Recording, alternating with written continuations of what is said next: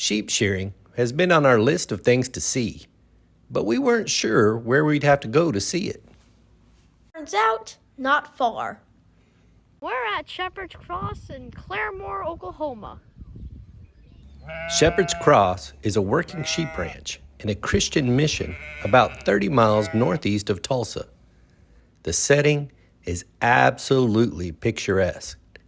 Lush green pastures dotted with shade trees and ponds. A herd of 700 sheep call this place home. They live here year-round except for the months they spend summering in the mountains in another part of the state. This breed of sheep was developed right here and is named the Shepherd's Cross sheep. Their traits were selected to thrive in the extremes of Oklahoma weather and on a grass-fed diet all the way through finishing. They also yield outstanding wool and meat and have excellent reproduction performance. Their lambing rate is 180%, which means lots of twin lambs and sometimes even triplets. Why are they running? I think they're having fun. Oh, that's why they're running. Oh, Went to their mama to get some milk. wow. A herd that size is no small amount of work, but it is just a fraction of what takes place here. Let us show a glimpse at some of the other happenings here. There's a gift shop and market. Here, you'll find a wide variety of things, including local produce, eggs, jams, honey, candies, and lamb meat. And of course, there are plenty of wool products, yarn, and sheep-related items. Exploring beyond the gift shop, you discover what really makes this place special. Dr. D and Mr. D The D stands for Dickinson's. both grew up on farms and wanted to raise their family on a farm. Their appreciation for a farm lifestyle also meant they were troubled by the rapid decline in family farming. Through opportunity and inspiration, they've incorporated education into their operation, and it's no small thing. The barn silo isn't for storing feed. It's an educational silo. It has a spiral staircase that covers 4 floors of informational posters, displays, and window views overlooking the farm operations. The top floor is a prayer room. Back on the second floor, there's a door to a museum, which is chock full of historical and modern information from around the world about the practice of keeping sheep. This museum is no small token space. It's huge and allows for high-level skimming or deep dives into each topic. Whatever time you spend in here, you are sure to gain a greater appreciation for sheep, their products, and the people who raise them. In an area outside the barn, education continues with a petting area. Most of the time, these pens are empty and the animals are out on pasture. But when visitors come, a few special pet animals are brought into this area for visitors to learn about and ask questions. It's not just sheep. We saw a goat, an alpaca, and a donkey. The alpaca and donkey are part of a bigger team of guard animals that help protect the flock. This is Honey. She's a yearling, and her fleece is deceptively thick. It's not until you stick your finger down there do you realize how deep it is. This white sheep is Miriam. She's already been shorn, so you can see the difference before and after shearing. Her baby is this black lamb. It won't be shorn until next spring. All of these things are intended to foster a greater interest in agriculture and sheep, and when it does, they offer more to feed that interest. They offer all sorts of classes, from topics on keeping sheep to shearing to fiber arts, which includes dyeing, spinning, and weaving. One of their events is called Sheep to Shawl, where over the course of 3 days, the wool is shorn, picked, washed, dyed, carded, spun, and weaved, so participants get to see and do every step of wool garment production. To help staff all of this, they also run an internship and residency programs. These hands-on practical programs impart farm experience with a biblical perspective and in some cases can qualify for college credit. There's more to show you about Shepherd's Cross, but we'll save that for a bit because now seems like a good time to show the sheep shearing. We process all of our own wool here. You can see the yarns and things in the shop there. We can give you a wool mill tour when we finish on the shearing floor. Martins are going to be in with you. They volunteer with us every week, so we're just waiting up for them. Okay. Now, the sheep know the shepherd's voice. Another voice they won't follow. In fact, they will run from somebody else's voice. That's a quote. Who said that? Well, I'm pretty sure. I've seen a bunch of biblical references here, so I'm pretty sure I'm going to say God. Very good. Through Jesus. Yes, John 10. The sheep know the shepherd's voice. Another voice they won't follow. In fact, they'll run from somebody else's voice. Do they know your voices? They don't. You're right. So what will they do if they hear your voices? Run, run. They'll try to run off the shearing floor. What happens if you run off the shearing floor with the shears going?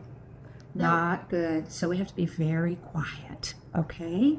And very still, all right? Now today we're shearing moms with babies, okay? So there's going to be a little bit of talking. The moms are going to be talking to the babies are going to be talking to the moms, okay? Don't worry about it. We'll get them reunited soon enough. My husband is the shearer. We call him Mr. Dave, okay? And he's going to shear over 250 sheep by himself this year. We've had shearing schools, and some of those students have also sheared, and Dixie back there is learning, so she's a shit ton. We're going to play a recording for you, just like we did last weekend during Woolly Weekend, so you can listen while you're watching, okay? Now, Shepherd's Cross is a working sheep farm. We have all kinds of other animals as well. Alpacas, horses, donkeys. Today, our focus is shearing the sheep. Thank you for sitting quietly and still. In a moment, the shearing will begin. The shears will be very noisy. The sheep will come in and sit in the tipped position on the shearing floor. There's no other animal in the whole world that will sit in this posture.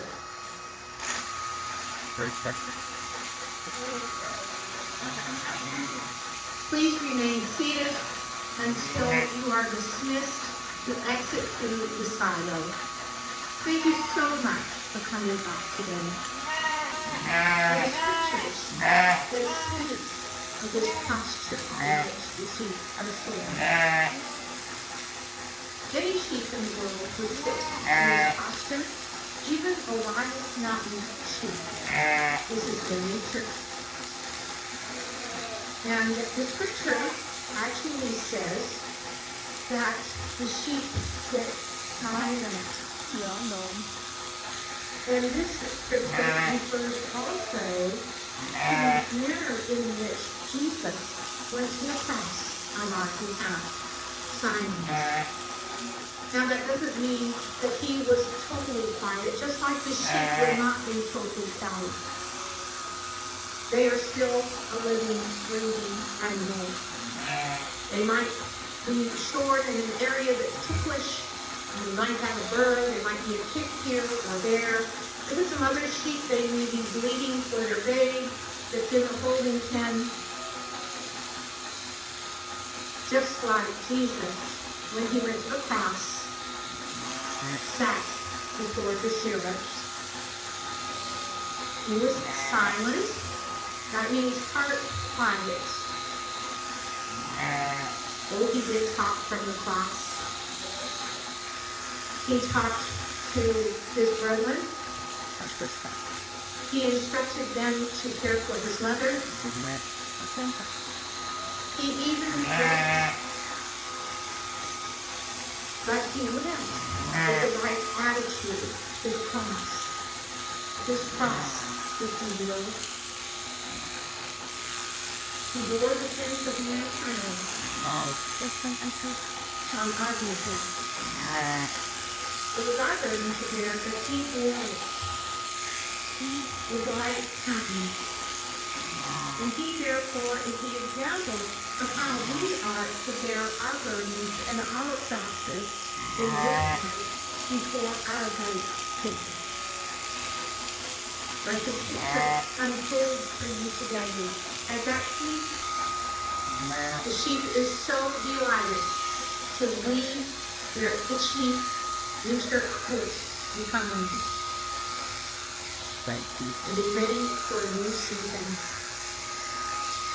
Embracing life that the shepherd has to them.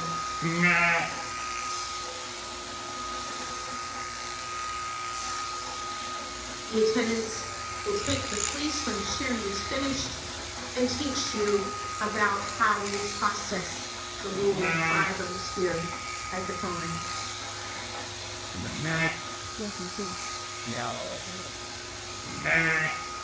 Like the sheep before the shearer is silent, so Jesus went to the cross on our behalf, as if every sheep is remaining seated silently until you are dismissed by the shepherds in the wood. This plan. God be with you. I got you. Here.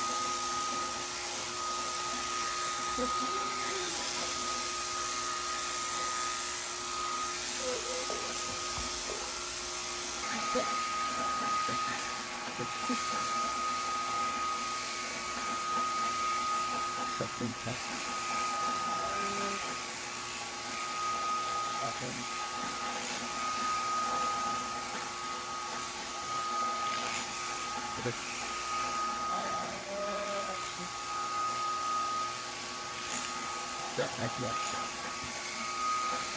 That's it.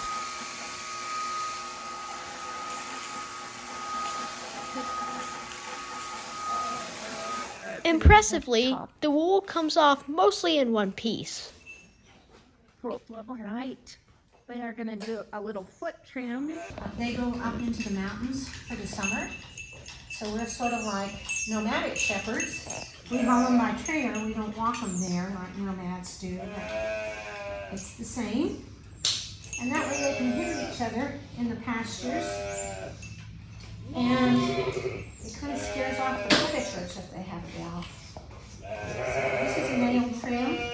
No different than what we would do when we trim our fingernails. Okay, Dixie.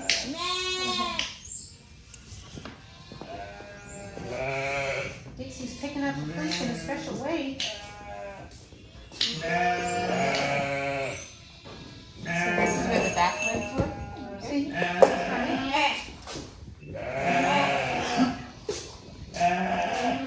Mr. D was kind enough to get it all from one piece. So we get the back legs and we pick it up. And walk forward.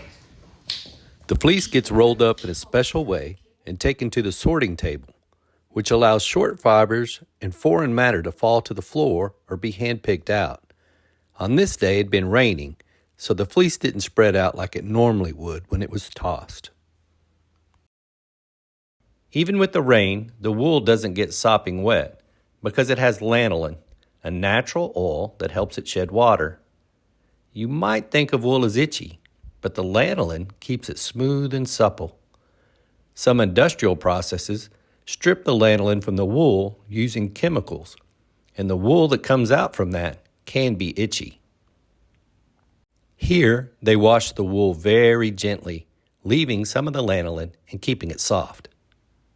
From the sorting table, the wool gets washed, dyed, picked, and carted into a bat. From the bat stage, there are different routes the wool can take. It can be spun into yarn, turned into felt, or made into a liner material. All of this is in a whole section of the barn called the wool mill, where these activities take place, and there's lots more to see than what we are showing here. After touring the wool mill, we cross the pasture to visit their biblical garden. This section of the grounds is beautiful but also designed with an educational aspect. Here, visitors can see plants and trees that are referenced in the Bible. There are over 100 signs, a brochure, and a podcast to help guide you through the garden. Walking back across the pasture, we realized there was so much to see, there was no way to soak it all in with one visit. Not only is there a lot to see, it's always changing.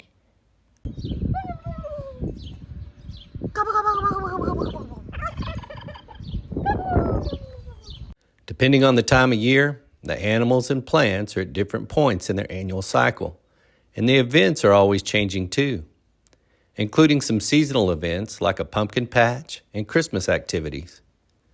We will link to their website in the description so that you can plan on your own learning adventure. Let us know what you saw and what your favorite parts were. Thanks, Dr. D, Mr. D, and the rest of the staff. And thanks to all the animals, too. We had a great visit and we learned a lot.